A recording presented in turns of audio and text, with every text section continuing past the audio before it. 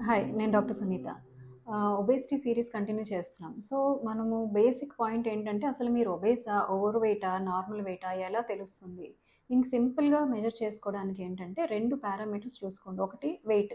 సింపుల్‌గా మీరు ఇంట్లో వెయింగ్ మిషన్‌లో ఇంట్లో గానీ, ఎక్కడైనా ఈజీగా వెయిట్ మెజర్ చేసుకోవచ్చు కేజీస్‌లో. రెండోది హైట్. హైట్ మీటర్స్‌లో మెజర్ చేయాలి. సో, ఈ 2 పారామీటర్స్ తీసుకున్న తర్వాత బాడీ మాస్ ఇండెక్స్ బీఎంఐ అనేది ఒక పారామీటర్ ఉంటుందన్నమాట. So, based on this BMI మీరు నార్మల్ వెయిటా, అండర్ వెయిటా, ఓవర్ వెయిటా, ఒబేసా ఏ కేటగిరీలోకి వస్తున్నారనేది సింపుల్‌గా క్యాలిక్యులేట్ చేసుకోవచ్చు. ఫార్ములా ఏంటంటే kg per metre square. Either మీరు ఫార్ములాలో ఈ 2 పెట్టైనా మీరు బీఎంఐ మెజర్ చేసుకోవచ్చు. లేదంటే డైరెక్ట్‌గా గూగుల్‌లో మీరు బీఎంఐ కొడితే దాంట్లో ఈ 2 పారామీటర్స్ ఎంటర్ చేయగానే వాల్యూ వస్తుందన్నమాట.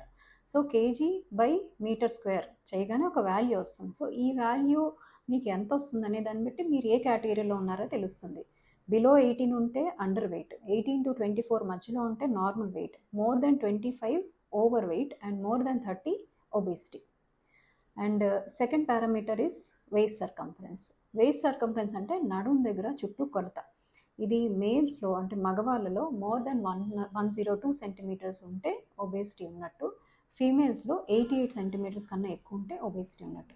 So go back, check now and మీరు ఏ కేటగిరీలోకి వస్తున్నారు అనేది మీరు చూసుకోండి ఒకసారి.